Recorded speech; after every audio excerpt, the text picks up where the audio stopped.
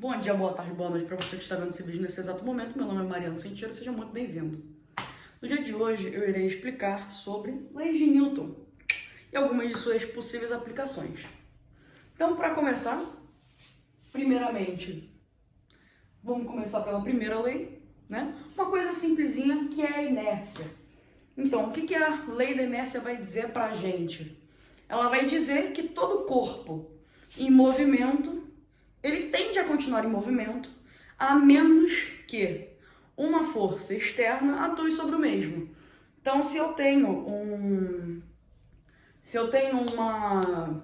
por exemplo, uma bola, eu jogo ela para frente e ela vai rolar, rolar, rolar. Por que ela vai parar? Porque vai ter uma força externa atuando sobre ela, vai ter uma força de atrito, vai ter uma resistência do ar. São todas essas coisas que vão pegar e vão desacelerando a minha bola aos poucos, fazendo com que ela pare. Então, se todas essas forças não existissem, de acordo com o princípio da inércia, de que um corpo em movimento tende a permanecer em movimento, a menos que uma força externa atue, se essas forças não existissem, minha bola ia continuar rolando para sempre. Essa é a primeira lei, uma coisa simples. Se está em movimento, fica em movimento, a não ser que algo externo atue sobre. Simples assim. A segunda lei, que diz que força é igual a massa vezes aceleração, é melhor ser trabalhada por último, já que ela tem toda uma extensão, mesmo que ela venha acompanhada um pouco da terceira. Mas qual que é a terceira lei? A terceira lei é muito simples. Ação igual a reação. Então, toda ação tem uma reação de mesma intensidade, direção em sentidos opostos e em corpos diferentes. Então, eu posso dar um exemplo como andar. Andar, você consegue aplicar o princípio da ação e da reação. Sempre que eu empurro o chão com o meu pé para trás, a terra empurra meu pé para frente, o que faz com que eu consiga me movimentar. Inicie o movimento aí para poder começar a andar. Então, empurrei a terra para trás, a terra me empurra para frente. Sempre com a mesma intensidade. Agora, levando em consideração que toda ação tem uma reação, tranquilo, podemos ver a segunda lei. O que é a segunda lei? A segunda lei é muito simples. Ela vai falar que forças resultantes, ou seja, forças que se aplicam em algum objeto, uma superfície, alguma coisa, elas vão ser iguais à massa desse objeto, seja do que for, vezes a aceleração do mesmo. Muito simples. Aí, temos um porém. Essa segunda lei, ela vai se subdividir em algumas coisas. Então, a gente pode calcular forças e distinguir N forças diferentes. Como, por exemplo, força-peso. O que é a força-peso? A força, mais uma vez, ó, se tem essa setinha aqui em cima, para qualquer uma das coisas que sejam, ela é vetorial. A força-peso é muito simples, é a minha massa, ou a massa de um objeto que for, pela gravidade. A força-peso que eu aplico em alguma coisa vai ser sempre o meu peso sendo multiplicado pela gravidade. Porque o que a gravidade faz? Ela atrai as coisas. Então, o que a gravidade vai fazer em cima da Terra? Ela vai te atrair para o centro da Terra, mantendo com que você fique preso ao chão. Então, eu posso pular, que eu vou voltar sempre ao chão, por causa da força gravitacional, que implica que eu tenho que continuar sempre com uma força para baixo, me fazendo manter parado em repouso ao chão. Beleza? O que vai acontecer? Eu tenho outra força que pode atuar sobre o meu corpo, que é a normal. Só que tem um porém. Eu vou empurrar a Terra para baixo com a força peso e a Terra me empurra para cima com uma força normal. O nome da força, no caso, é normal. Com a força normal. Só que tem um porém. Apesar de parecer, essas duas forças não qualificam um para-ação-reação. eu empurro a terra para baixo com uma força-peso, a terra vai me empurrar com uma força de mesma intensidade, mesma direção, em sentidos opostos. Então, eu empurro a terra para baixo com força-peso, a terra me empurra para cima com a força menos peso. O nome da força contrária a peso. Da mesma forma que, da mesma maneira que a terra me empurra para cima com a normal, eu empurro a terra para baixo com a força, eu vou, consequentemente, empurrar a terra para baixo com a força normal também. O par ação-reação da normal é normal e normal, um pouco redundante, mas acontece. E a força-peso vai ser peso para baixo e menos peso para cima. Muito simples. Agora, segundo aqui o esqueminha, né?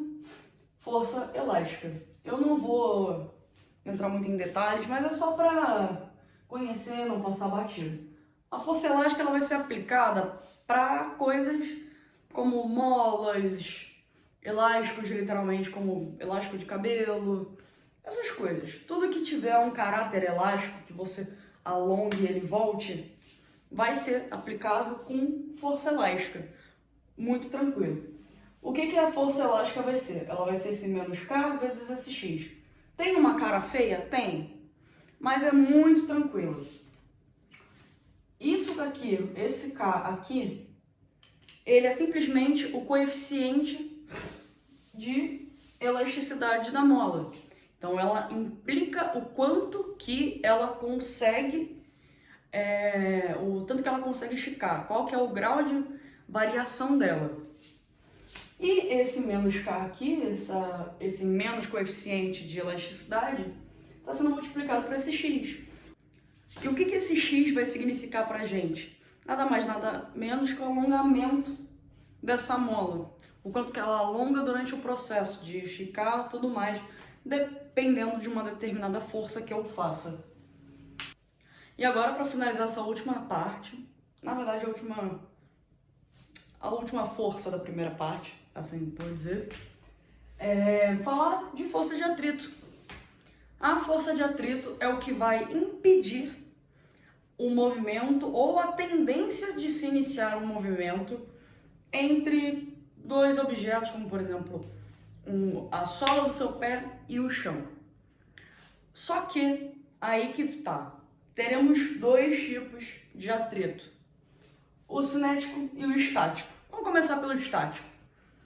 O estático vai ser aquela força que vai impedir que, voltando por exemplo da sola do pé e do chão, que eu escorregue. Ele vai impedir que o meu pé parado faça com que eu deslize e caia, consequentemente.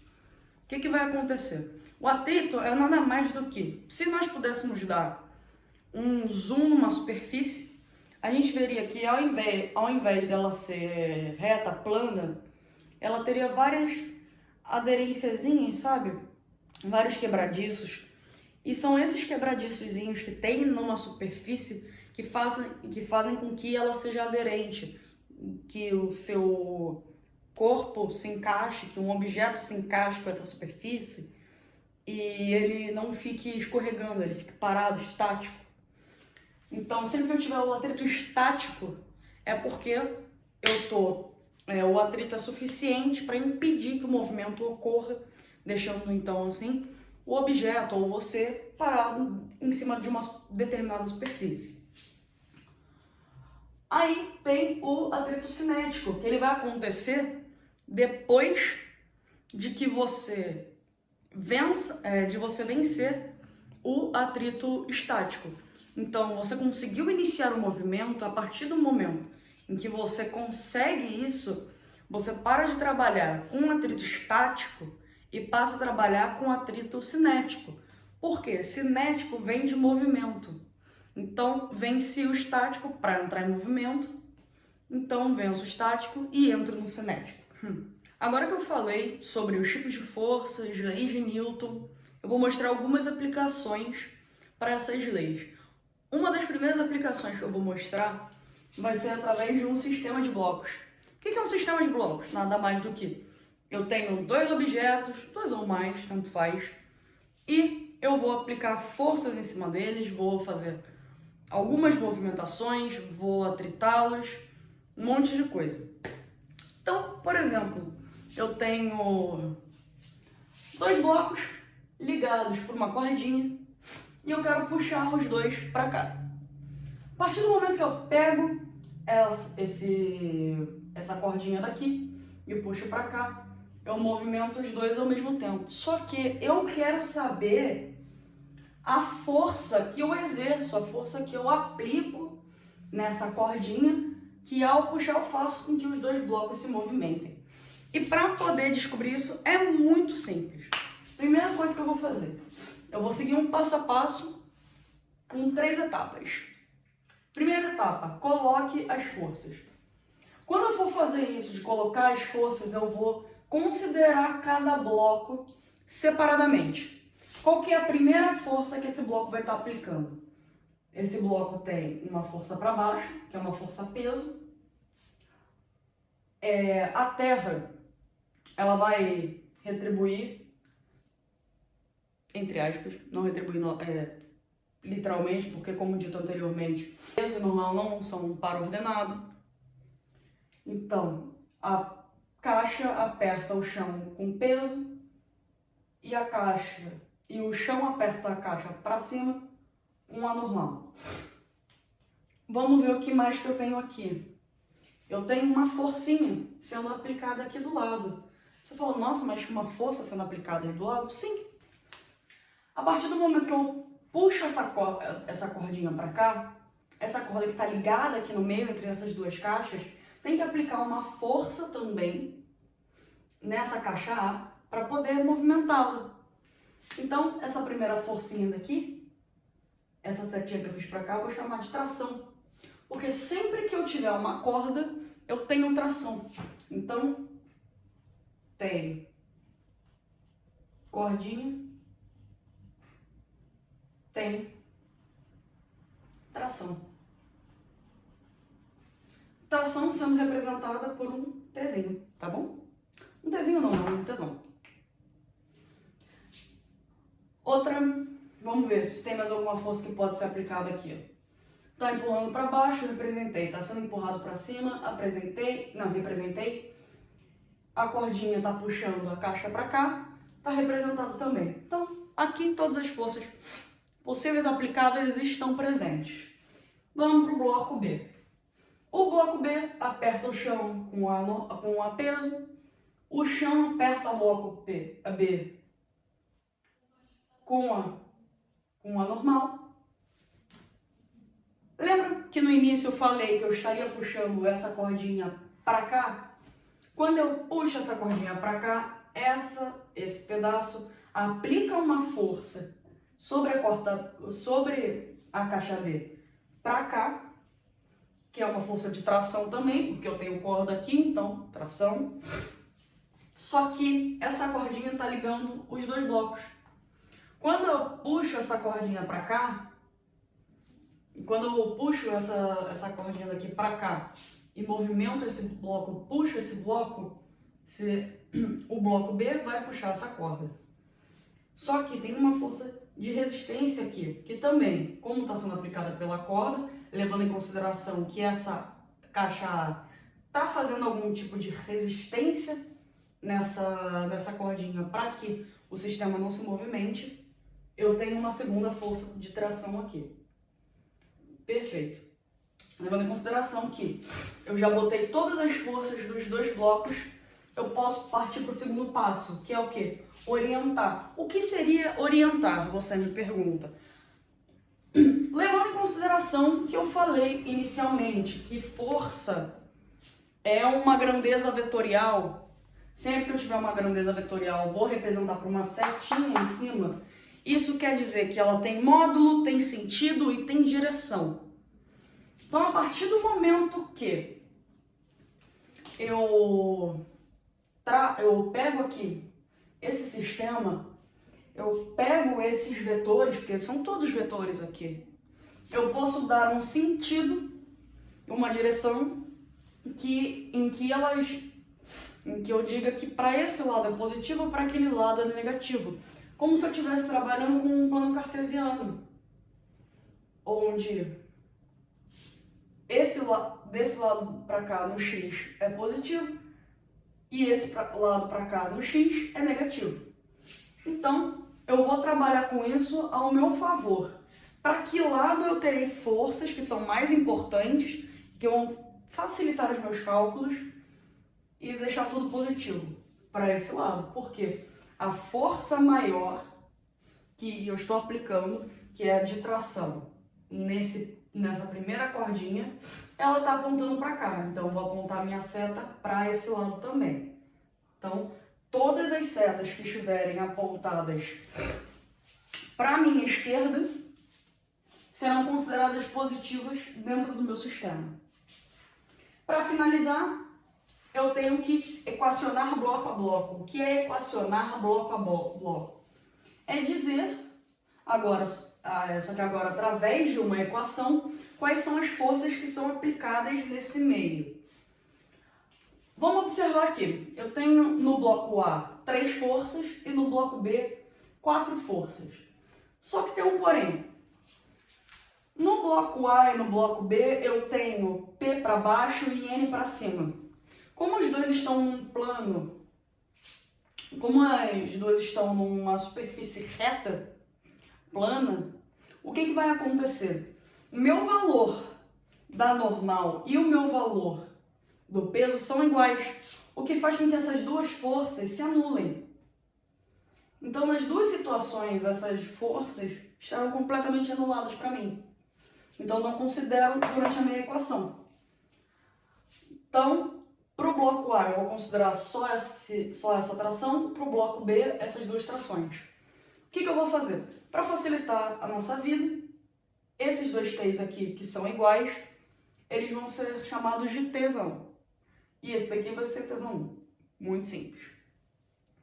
Vamos partir para a primeira equação. Equação do bloco A. Eu tenho sendo exercido aqui apenas a força T. E eu sei que força resultante igual a massa vezes aceleração. Então, a minha força resultante T vai ser igual a minha massa de A vezes a minha aceleração do sistema. Como é a única força que eu tenho aplicado aqui, eu já terminei a equação do bloco A. Agora vamos partir para a equação do bloco B. No B, eu vou ter para esse lado, aqui lembrando que para a esquerda é positivo, T1 menos a força contrária a ele. Essas forças contrárias, por que elas podem vir como negativas? Porque essas forças contrárias, elas estão tentando impedir o movimento que eu estou realizando. Entendeu? Então, como essa força ela vem contrária a mim, ela tenta me impedir de fazer o movimento. Logo, dentro do meu sistema, ela tem que vir negativa. Eu vou tirar esse tracinho daqui para não parecer que eu estou fazendo menos. Então, T1, que é positiva para mim, que é favorável a mim, ela vem como positiva. Tzão, como é contrária a mim, está tentando impedir meu movimento, vai vir como negativo. Isso vai ser igual a massa do bloco B vezes a aceleração do sistema. Levando em consideração que eu tenho essas duas equações já.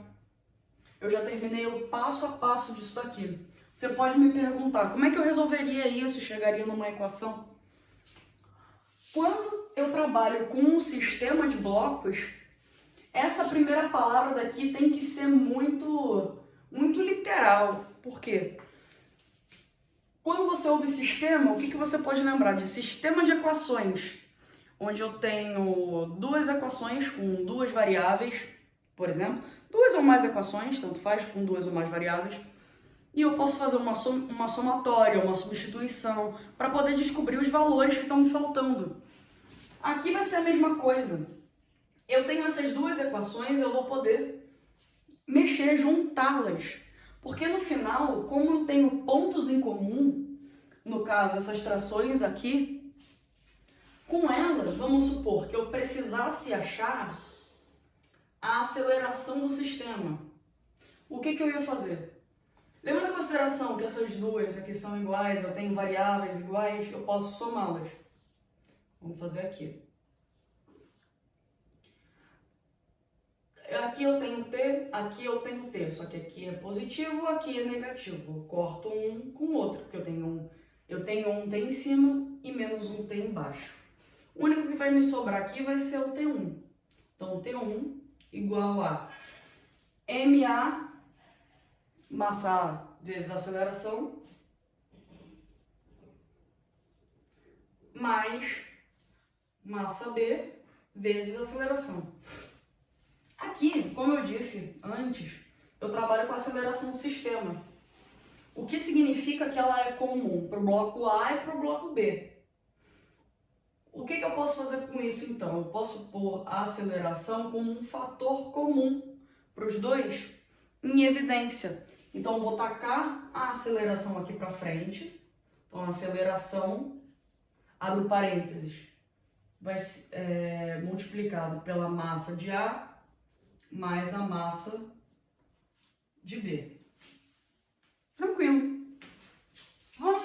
Vamos pôr números aqui, porque até o momento só temos letras. Suponhamos que a força de tração exercida para cá no T1 seja equivalente a 20. A minha aceleração é o que a gente quer descobrir. A minha massa A é 2 e a minha massa B é 3. Então, tenho 20 igual a A vezes 5, que é a soma de 2 mais 3. Aqui, como último passo, eu posso passar esse 5 aqui que está multiplicando para o outro lado dividindo. Consequentemente, eu acho o valor de A. Então, 20 dividido por 5 igual a 4. Logo, A igual a 4 metros por segundo por segundo.